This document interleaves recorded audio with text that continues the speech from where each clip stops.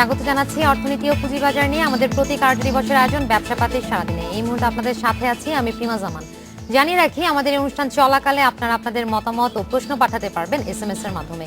SMS পাঠাতে BIZO লিখে space দিন, এরপর আপনার নাম লিখে মতামত বা প্রশ্ন পাঠিয়ে দিন 16232 নম্বরে যে কোনো মোবাইল অপারেটর থেকে। শুরুতে জানিয়ে দিচ্ছি এই মুহূর্তে ঢাকার পুঁজিবাজারে সার্বিক চিত্র কি দাঁড়িয়েছে। আজকে সপ্তাহের প্রথম কার্যদিবসে আমরা লেনদেনের শুরু থেকে এখন পর্যন্ত একটা ওঠানামা লক্ষ্য করছি এবং ডিএসসি সূচকটি এই মুহূর্তে 7.20 পয়েন্টের মতো হারিয়ে অবস্থান করছে 4006 পয়েন্টে। পাশাপাশি DS30 ইন্ডাস্ট্রির ক্ষেত্রেও একই চিত্র লক্ষ্য করা যাচ্ছে। আমরা DS30 ইন্ডাস্ট্রিকে দেখতে পাচ্ছি এই মুহূর্তে 0.77 পয়েন্টের মতো হারিয়ে অবস্থান করছে 1463 পয়েন্টে। মোট লেনদেনের পরিমাণ ইতিমধ্যে 156 কোটি টাকা ছাড়িয়েছে। হাতবদল হওয়া শেয়ার ও মিউচুয়াল ফান্ডগুলোর মধ্যে এখন পর্যন্ত দর হারানোর তালিকায় রয়েছে বেশিরভাগ প্রতিষ্ঠান। 144টি দর হারিয়েছে এবং দর বৃদ্ধি পেয়েছে 115টি। শুধুমাত্র শেয়ারগুলোর ক্ষেত্রে 79টির দর বেড়েছে এবং 140টি প্রতিষ্ঠান দর হারিয়েছে। শুধুমাত্র মিউচুয়াল ফান্ডগুলোর মধ্যে লক্ষ্য করা যাচ্ছে এখন পর্যন্ত 38টি মিউচুয়াল ফান্ডের লেনদেন হয়েছে, যার মধ্যে 36টি দর বেড়েছে এবং হারিয়েছে 2টি দর। এ ছিল এখনকার মতো সূচক ও লেনদেনের অবস্থা। পুঁজিবাজার নিয়ে আলোচনার জন্য আজ আমাদের সাথে স্টুডিওতে উপস্থিত রয়েছেন এনার্জি প্যাক পাওয়ার জেনারেশনস লিমিটেডের ব্যবস্থাপনা পরিচালক হুমায়ুন রশিদ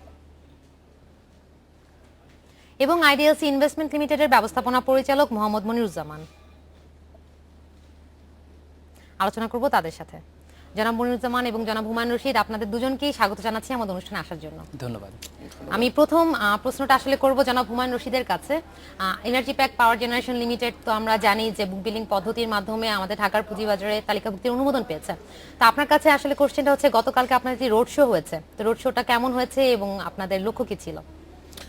আমাদের যেটা লক্ষ্য ছিল সেটা হচ্ছে যে আমরা পুঁজিবাজারে যেতে চাই। আমরা ইনস্টিটিউশন তাদেরকে অফার করেছি তারা যাতে আমাদের একটা প্রাইস ডিসক্লোজার দেয় এবং এটা অত্যন্ত সাকসেসফুল ছিল। আমরা অত্যন্ত সাড়া পেয়েছি বিশেষ করে ইনস্টিটিউশনদের কাছ থেকে এবং খুব ভালো হয়েছে এটা। কালকে আপনাদের রোড শোটা খুব ভালো হয়েছে। জি আচ্ছা, আপনার কাছে জানতে চাইবো যে পুঁজিবাজারে আপনারা তালিকাভুক্তির অনুমোদন চেয়েছেন কেন? পুঁজিবাজারে আসার পেছনে কারণটা কি? আপনি যদি দেখেন যে বড় কোনো কিছু করতে যদি চান, একটা প্রতিষ্ঠান যদি সত্যিকার অর্থে বড়ভাবে আসতে চায়, ইনফ্রাস্ট্রাকচার প্রজেক্ট করতে চায়, করতে হলে তার অনেক পুঁজির প্রয়োজন হয় এবং এই পুঁজিটা যদি আমরা ব্যাংক থেকে বড় করি তাহলে অনেক আজকের বাজার দর অনুসারে অনেক এক্সপেন্সিভ। এটাকে অ্যাভয়েড করার জন্য আপনি যদি ক্যাপিটাল মার্কেট থেকে টাকাটা আনেন তাহলে আপনি খুব সহজে এবং খুব ভালোভাবে আপনি একটা প্রজেক্ট দাঁড় করাতে পারেন। আমাদের দেশে এই ইনফ্রাস্ট্রাকচার প্রজেক্ট আসতেছে না, আরও আসা দরকার। আমরা এটা শুরু করতে যাচ্ছি বলেই আমরা যাচ্ছি। সেক্ষেত্রে কেন বুক বিল্ডিং পদ্ধতি? আমরা বুক বিল্ডিং আগেও বললাম যে আমরা বুক বিল্ডিংয়ে যেতে চাচ্ছি এই জন্য যে আমরা চাই যে আমরা একটা রাইট প্রাইস পাই। আমাদের অনেক দিনের এই শ্রম দিয়ে আমরা এই প্রতিষ্ঠানকে গড়েছি, ফলে এটা সঠিক মূল্য যাতে আসে। এক্ষেত্রে একটু জনাব মনিরুজ্জামান, আপনার কাছে জানতে চাইবো যে এনার্জি প্যাক আসছে বুক বিলিং পদ্ধতির মাধ্যমে, তো আপনার কাছে কি মনে হয় বুক বিলিং পদ্ধতি কেন তারা অবলম্বন করেছেন? জি, আমরা প্রায় 2 বছর ধরে কোম্পানিটার সাথে কাজ করছি। তো আমাদের কাছে যেটা মনে হয়েছে যে they are one of the exceptional companies in Bangladesh energy এবং পাওয়ার সেক্টরে। They are one of the unique একটা কোম্পানি। তো তাদের যে financial strength that is quite good এবং তাদের যে কর্পোরেট গভর্নেন্স এবং ডিসক্লোজার লেভেল, ট্রান্সপারেন্সি লেভেল সব কিছুই অত্যন্ত ভালো। আমার কাছে মনে হয়েছে যে এই ধরনের কোম্পানি বাজারে আসা উচিত বুক বিল্ডিংয়ের মাধ্যমে, এবং তাহলে ইনভেস্টররাও এটার রাইট ভ্যালুয়েশনটা জানতে পারবে এবং তারা যাচাই করে এটার একটা প্রাইস নির্ধারণ করতে পারবেন। মার্কেটের জন্য এটা একটা উইন উইন গেম হবে, both for the entrepreneur and also for the investors. আচ্ছা, সেক্ষেত্রে আমি একটু জানতে চাইবো যে আপনি তো জানেনই 2010-এর ধসের আগে যে বুক বিলিং পদ্ধতিতে আসলে তখন আসার ক্ষেত্রে একটা হিড়িক ছিল, কিন্তু পরবর্তী সময়ে এটা আবার আমরা দেখেছি যে মার্কেটে স্টপ হয়ে গিয়েছে এবং এখন এনার্জি পাওয়ার জেনারেশন আমরা জানি যে দ্বিতীয় প্রতিষ্ঠান যে অনুমোদন পেয়েছে, আরও একটি প্রতিষ্ঠান রয়েছে অন দ্য প্রসেসিং এর মধ্যে। তো এখন কি এই পদ্ধতিতে আসার জন্য উৎসাহ করা যায় না প্রতিষ্ঠানগুলোকে? এটা একটা ডিফিকাল্ট কোয়েশ্চেন। এখন আমাদের এই যে ইনিশিয়েটিভগুলো, এগুলোর মাধ্যমে যদি আমরা সাকসেসফুল হতে পারি এবং কুইকলি যদি এই ইস্যুগুলোকে মার্কেটে নিয়ে আসতে পারি রাইট প্রাইসে, তাহলে এটা দেখে অন্য এন্টারপ্রেনাররাও তারা উৎসাহিত হবে এবং তারাও এটাকে একটা ফেভারেবল রুট হিসাবে চিন্তা করবেন। আর এটা যদি লেন্দি হয়ে যায়, প্রাইসিংটা যদি এক্সপেক্টেড লেভেলে না আসে, তাহলে হয়তো বা এগুলোর প্রতি একটা উৎসাহটা কমে যাবে আর কি। আচ্ছা, সেক্ষেত্রে আরো একটি কোশ্চেন আমি জানতে চাইবো, বড় বড় প্রতিষ্ঠানগুলো আমাদের বাংলাদেশে এখনো কিন্তু তারা মানে আমাদের পুঁজিবাজারকে এক্সপানশন করার জন্য তাদেরকে মার্কেটে আসা উচিত, সেই ক্ষেত্রে আমরা জানি যে তারা এখন পর্যন্ত ওইভাবে উৎসাহিত নয় পুঁজিবাজারে আসার ব্যাপারে। তারা আসলে কোন জায়গাটাতে মানে তাদের ইনসিকিউরটা তার কোন জায়গাতে, বা তাদেরকে আসার ব্যাপারে আমাদের কি করণীয় রয়েছে? জি, এখন পুঁজিবাজারে আসার ব্যাপারে আমরা জানি যে সরকার বেশ কিছু ইনসেনটিভস দিয়ে রেখেছে। আসার সাথে সাথে 10% একটা ট্যাক্স রিবেট পেয়ে যায়, তারপর 20% ডিভিডেন্ড দিলে আরও একটা 10% রিবেট পায়। এরপরও কেন কোম্পানিগুলো আসছে না? প্রবাবলি যেটা আমার কাছে মনে হয় যে কোম্পানিগুলো একটা নিজেদের মাঝে একটা জড়তা কাজ করে, যে তার বুকস অফ অ্যাকাউন্টসটা কি পাবলিকের মাঝে ডিসক্লোজ করে দেবেন, এই ট্রান্সপারেন্সিটা ওনারা কি নিয়ে আসবেন কিনা, কম্পিটিটররা তাদের ইনফরমেশন ভেতরের খবরগুলো সব কিছু জেনে যাবে, এই জিনিসটা তারা অ্যালাউ করবেন কিনা।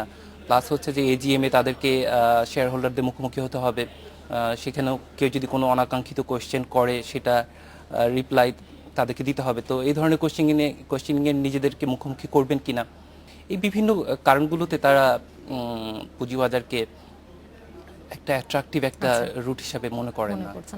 আমরা প্রত্যাশা করবো যেন ভালো ভালো যেসব প্রতিষ্ঠান রয়েছে তারা যেন পুঁজিবাজারে আসে, যেমনটি আমরা পাচ্ছি এখন এনার্জি প্যাক আসতে যাচ্ছে। তো জনাব হুমায়ুন রশিদ, আপনার কাছে আরেকটি প্রশ্ন আমি করতে চাইবো যে আমরা জানি যে ক্রেডিট রেটিং এজেন্সি বা credit rating and information services লিমিটেডের যে হিসেবে আপনাদের রেটিংটা হচ্ছে দীর্ঘমেয়াদে AA এবং স্বল্পমেয়াদে ST3, তো ST4 এর কাছাকাছি, এটা কি রিস্কি নয়? আপনার পার্সপেক্টিভ থেকে যদি একটু বলতেন। আপনি যদি আমাদের নেচার অফ বিজনেসটা দেখেন, আমরা যখন ইপিসি কাজ করি তখন আমাদের প্রচুর ক্যাশ ফ্লো বেরিয়ে যায়, আমাদের প্রচুর ইনভেস্টমেন্ট হয়ে যায়, কিন্তু এটা যে রিটার্নটা আসে এই রিটার্নটা কিন্তু একটা প্রসেসে আসে। ফলে এই জিনিসটা কিন্তু ভ্যারিয়েবল সব সময় হবে এই রেটিংটা।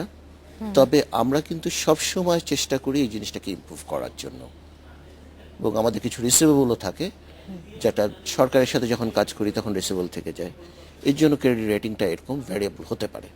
আচ্ছা, আর আপনাদের আর্নিং পার শেয়ার 2010 থেকে এখন পর্যন্ত প্রায় অনেক বেড়েছে। 2010-এ যে রেট ছিল সেখান থেকে আমরা জানি যে প্রায় 6 থেকে 7 গুণের উপরে বেড়েছে। বর্তমানে যে আর্নিং পার শেয়ার রয়েছে, এই ভালো অবস্থানে আসার পেছনে কারণটা কি?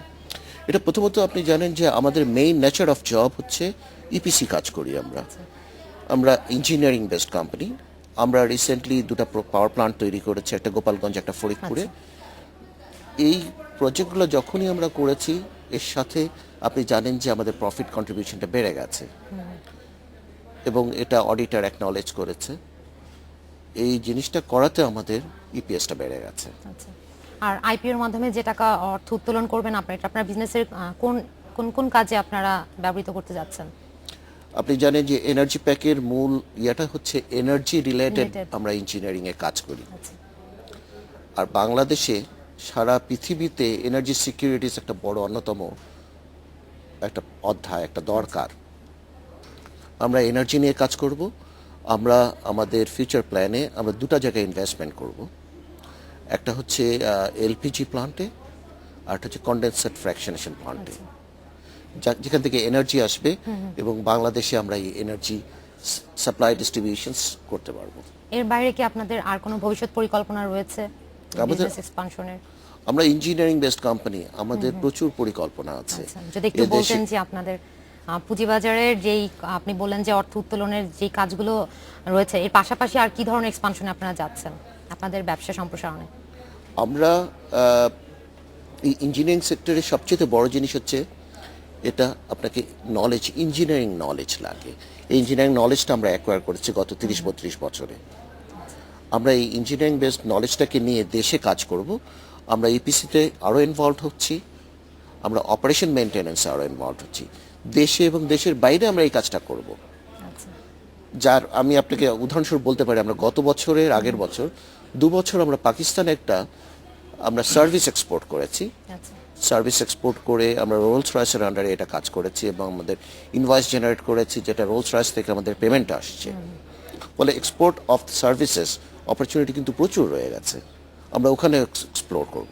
আচ্ছা, আমরা এনার্জি প্যাক পাওয়ার জেনারেশন নিয়ে আরো কিছু কোশ্চেন করব এবং এর পাশাপাশি আপনার সাথে আমরা পুঁজিবাজার নিয়ে কিছু আলোচনা করব। তো আমাদের একটা বিরতির সময় এসেছে, এরপরে আমরা এই আলোচনায় ফিরব। আলোচনার পর্যায়ে একটি বিরতি নিচ্ছি, আমাদের সাথেই থাকুন।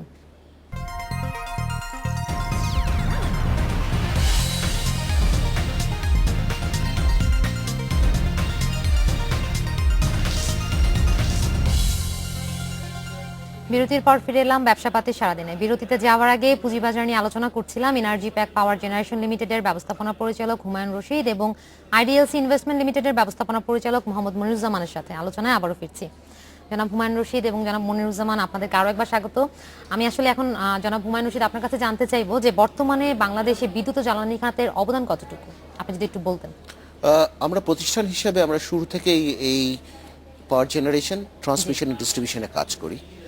আমরা প্রথম কোম্পানি যারা ট্রান্সফর্মার ম্যানুফ্যাকচারিংয়ে সবচেয়ে বেশি কন্ট্রিবিউট করতে পেরেছি। আপনারই ফার্স্ট? আমরাই ফার্স্ট। আচ্ছা এবং আমরা 230 কেভি ট্রান্সফর্মার তৈরি করি।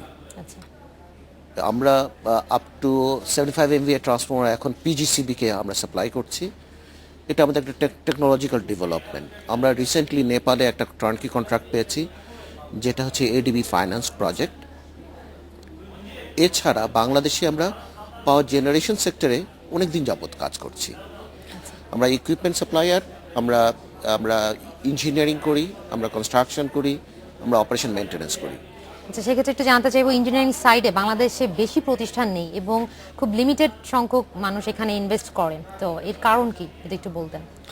এটা আসলে টেকনোলজি। এই টেকনোলজি অ্যাকোয়ার করতে হলে অনেক পরিশ্রম করতে হয়। একটু লেন্দি প্রসেস। এটা লেন্দি প্রসেস। এটা আপনি ইচ্ছা করলে ওভারনাইট করতে পারবেন না। এক নম্বর হচ্ছে আপনাকে নলেজ গেইন করতে হবে, দুই নম্বর আপনাকে হিউম্যান রিসোর্স বিল্ড করতে হবে। এটা মেধা ভিত্তিক প্রকৌশলী, কিন্তু এটা কিন্তু সাধারণ ইঞ্জিনিয়ারিং না। আপনি একটা জিনিস প্রসেস মেশিনে ঢুকাই দিলেন, হয়ে গেল, এরকম কিছু না। কিন্তু ইট টেক্স টাইম, যেটা আমরা অনেকগুলো বছর এটার পিছনে দিয়েছি। এখন আমরা এই মেধাটাকে অর্জন করেছি। আচ্ছা, জনাব মনিরুজ্জামান, আপনার কাছে জানতে চাইবো যে অবশেষে ডিমিউচুয়ালাইজেশনের স্কিম বাস্তবায়ন হয়েছে এবং বিএসিসি অনুমোদন দিয়েছে, তো সেক্ষেত্রে নভেম্বরের মাঝামাঝিতে আত্মপ্রকাশ করার কথা রয়েছে। আপনি কতটা আশাবাদী ডিমিউচুয়ালাইজেশন নিয়ে? জি, এটা তো একটা ক্র্যাশ প্রোগ্রাম নিয়ে প্রবাবলি এই প্রজেক্ট ইমপ্লিমেন্টেড হচ্ছে। আমি আশাবাদী যে এটা ঠিক মতোই আমরা রোডম্যাপ অনুযায়ী এগুলো কাজগুলো দেখতে পাবো। আর আরেকটি বিষয় যদি বলতেন, আপনি তো মার্চেন্ট ব্যাংকের সাথে আছেন, তো মার্চেন্ট ব্যাংকের বর্তমান ভূমিকা এবং মার্জিন লোনের বর্তমান অবস্থাটা যদি একটু জানাতেন। জি, এটা একটা খুব ইম্পর্টেন্ট, একটা ক্রুশিয়াল সাবজেক্ট। মার্চেন্ট ব্যাংক এবং ব্রোকারেজ হাউসগুলো বাজারে প্রায় যে লোন দিয়ে রেখেছে মার্জিন লোন, সেটার পরিমাণ প্রায় 12,000 কোটি টাকা। আচ্ছা, তো এই লোনটার প্রায় 70% নন পারফর্মিং লোন হিসাবে পরিণত হয়েছে।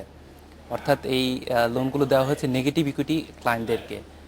তো এই ক্লায়েন্টগুলো আগে পজিটিভই ছিল, আগে ভালো ছিল, কিন্তু মার্কেটের ডিটারেশনের কারণে তাদের লোনটা এখন তাদের সমস্ত টাকা চলে গেছে। প্লাস হচ্ছে যে তারা মার্চেন্ট ব্যাংক বা ব্রোকারেজ হাউস থেকে যে লোনটা নিয়েছিল সেটারও একটা ভ্যালুয়েশন হয়ে গেছে, মানে তার পোর্টফোলিওতে থাকা শেয়ার বিক্রি করলে সেই লোনের পুরো অ্যামাউন্টটা রিকভার হবে না। তো এখান থেকে আসলে বের হওয়া খুব একটা ডিফিকাল্ট একটা সিচুয়েশন হয়ে গেছে।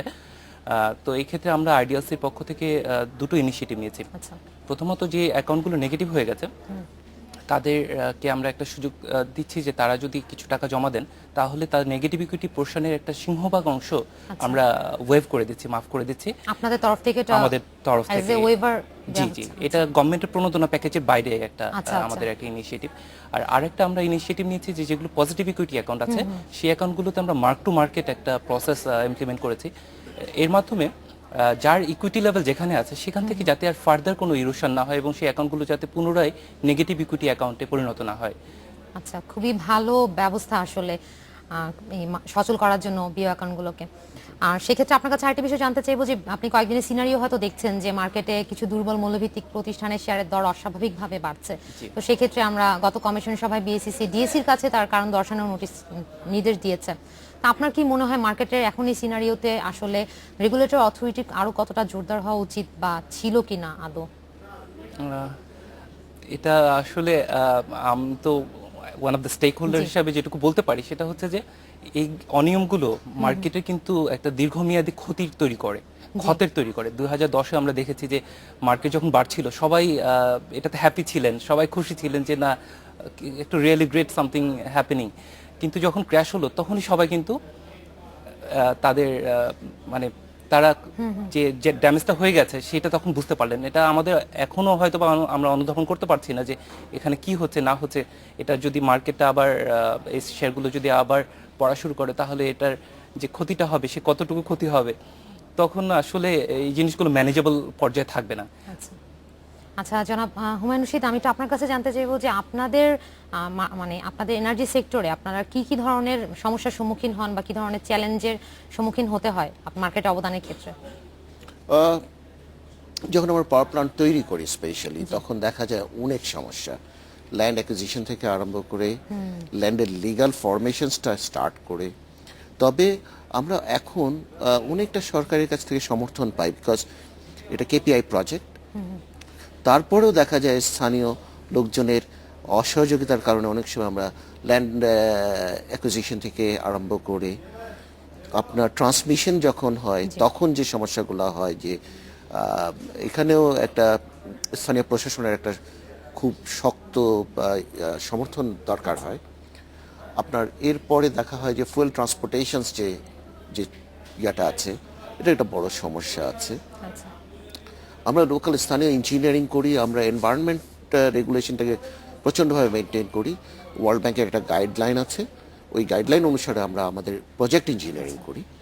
ফলে স্থানীয় ছাড়া আমরা ওরকম অসহযোগিতা পাই না। আপনারা এখন আপনাদের প্রতিষ্ঠানের ক্ষেত্রে কি ধরনের এক্সপার্ট নলেজ এনশিওর করছেন আপনাদের আর্থিক বিবরণী সবকিছু দেখাশোনার জন্য?